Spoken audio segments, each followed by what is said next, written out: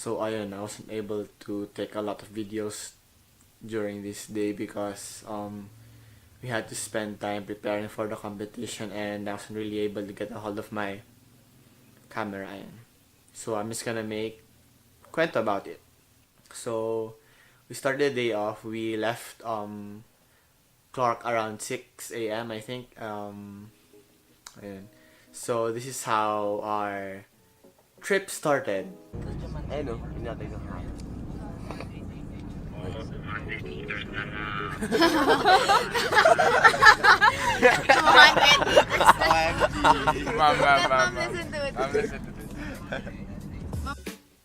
So ayun, and then we took around like 4 to 5 hours to go to LaSalle. Actually, it took us like 3 hours to 3 hours.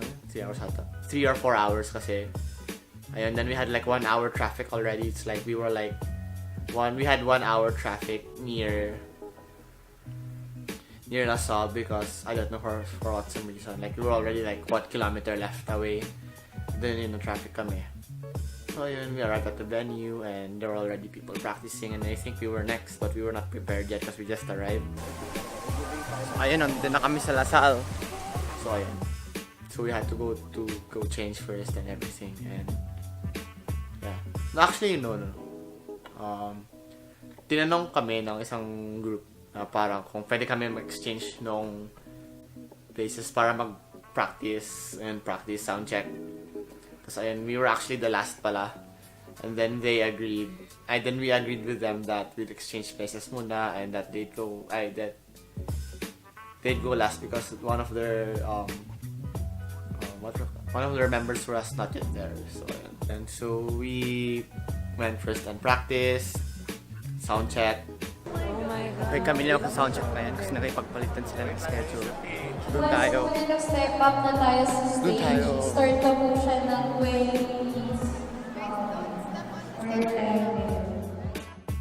And then after that, we went back to go and change. Tapos nung this guy came near and asked one of our teachers to go like if they could make the schedule earlier. Baka mahirapan kayo ng ganyan. Kung mahirapan, sabi ko po kay Sir Cholo. Sir Russell, Yes. aagahan yung start ng competition. from What time? 12:30. Kaya daw ba? I know. We need to follow the instruction din sa binigay na 3 p.m. Kasi inform namin si Sir Cholo regarding that. Oo, pero kailangan ng 3 p.m. Magagahol kami, galing pa kami ng bago. Oo, naiintindihan namin. Okay. Dapat sinabi nyo ahead of time. Sige po. Beth, pasok sila doon. Thank you. I don't know why they did that, but yeah. I think actually it's okay. It's okay even though they changed the time, we actually were still able to make it naman kasi like we didn't attend the first like hour of the program because I think they had the mass first. And then the actual competition. So ayun, we sang 4 songs. Secret Chervos, Idem Dem, A Christmas Carol, and Lipad. Tagumpay nating lahat. I think that's what the piece is called. So we had the choices of the piece were Revolution, no, not Revolution. One song of our choice, one Christmas song, the contest piece which was Tagumpay nating lahat. Ito, if that's what it's actually called. LaSalle made it, and then what's the last one? Style starts with R. I don't remember. Style starts with R. If I remember it, I'll just put it on the subtitles. So yeah. So there was like out of 40 schools that joined and got eliminated. So there was like 9 or 8. I think it was 9. I'm not sure. Top 8, 10. Like 10 of us, and then one of the schools backed out because I don't remember. I don't even remember what school it was, but yeah, one of the schools backed out. So it was like 9 of us left. Actually, it's 9 or 8. I'm not sure. I'm sorry. Basta yun, ganun, mga 9 or 8 sa kami natira. So ayun, actually, we were scheduled to perform last time. We were scheduled to perform last. And ayun. And then after that, after the competition proper, we had some fun and games. What do you call that? Get to know each other. I don't know, something's like just a fun and games. So actually, I was one of the participants of one of these games because like yung mga organizer nagtawag sila ng mga dalawang tao daw na one boy, one girl, tapos yun volunteers lang daw. Tapos di naman na sinabi ko maglalaro. Pero ayun, they called volunteers and then I agreed along with Isabel, the girl, and then ayun. So there, the first game we played was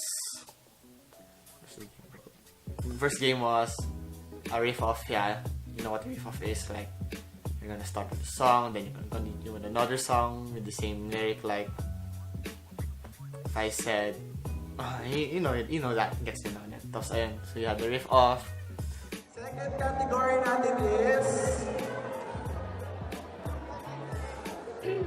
Disney songs. Disney songs. Ang mag-start tayo kay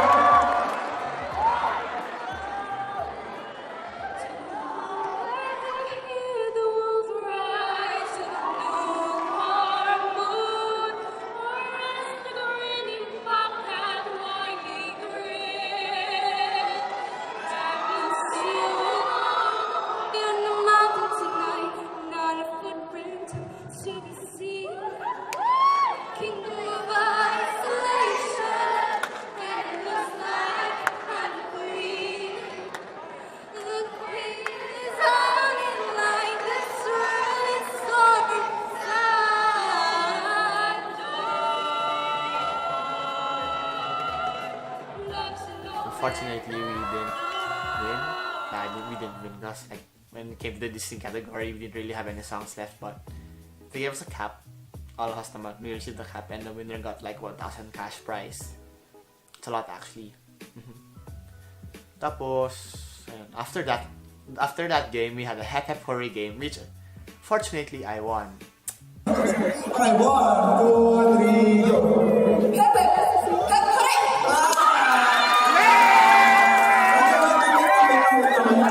Kasi ano, plus one sa effort. Gusto ko So I won like 1,000 pesos, and then after that game, we started announcing the winners. So okay, first they called the third place.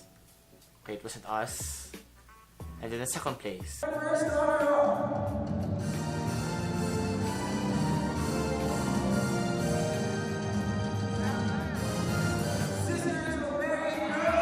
It wasn't us. So I was like, wow, what if it's us? What if it's us? What if we're the first? What if our choir was the first? We've been practicing for this competition for months. So I was like, ooh, get hyped. And there, they finally announced the winners, and And the champion for this year's competition.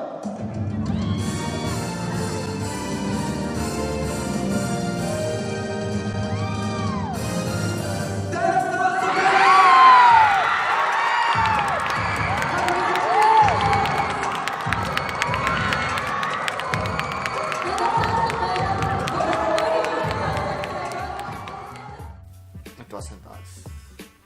But you know, still a standing ovation for those who won. I think it was LaSalle Green Hills. I'm not sure. I don't remember. But I think it's a LaSalle school. Part of LaSalle. Then ayun, we didn't win. So yun. It's okay actually. Like, okay lang naman na kahit di naman napanalunan, at least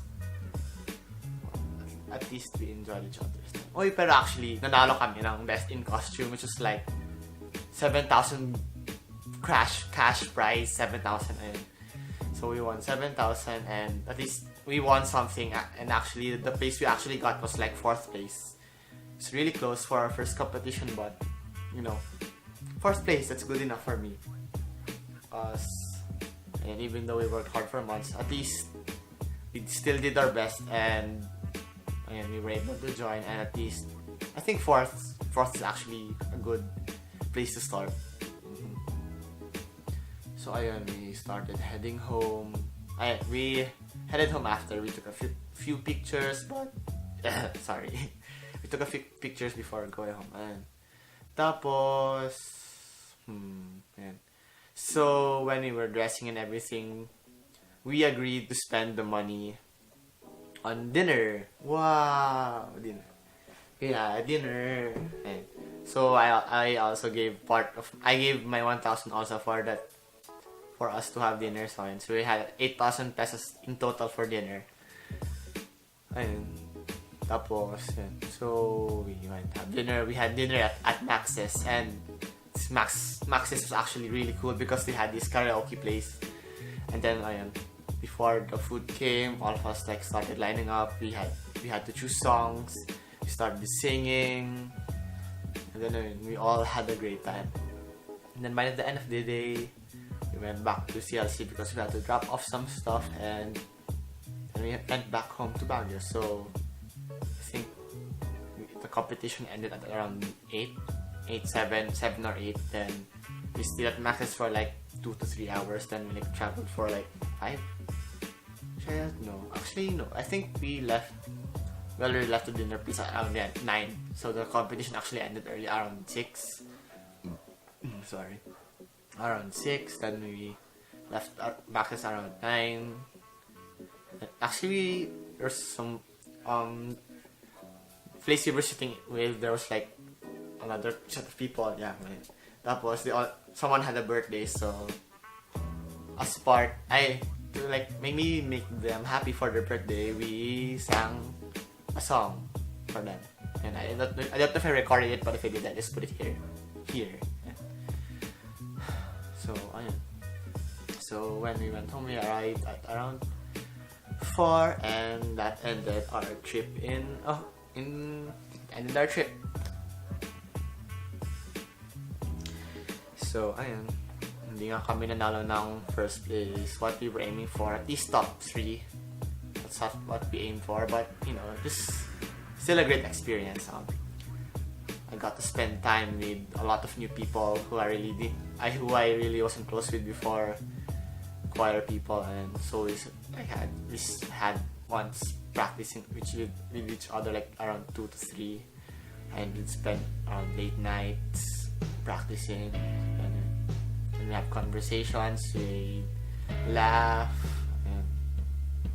So I think that was the best part of this trip in total. This I think it was a 3-day trip. I think that's the best thing that I got from this trip. Got to spend the time. I got to spend time with a lot of people. I got to know them. They got to know me, and I think it's a really great moment. And actually, was one of the moments I'll never forget. Cheesy, but yeah. Hindi makakalimutan. Those choir people are great. They really made me happy when I was down. And like, they also choir, like whenever someone was down, they talk to the down person. They try to make them happy. They talk to them. They do whatever it is to make that person happy, because it's our family. Choir is a family. You know, even though not all of us were able to come, I still believe that even though that happened, the club in the whole, like those who came and those who didn't, we're still family, right? We'll always be there for each other, and singing brings us together, and that's really one of the great parts of being part of the choir. So I love the choir. They're one of the best people ever, and I'm thanking you, the choir, if you're ever watching this, for making me part of your lives. And we got to spend time with each other, some quality time. We had some laughs, we had some pains. I mean, even though we had some pains, at least we're still together, and I hope that continues until even after each and every one of us graduates, because like this moment, I think it's just something you don't really experience all the time, and I hope we really get to understand what spending the time with each other means. And so, okay, thank you for watching, and I hope you like the kwento I said. Bye!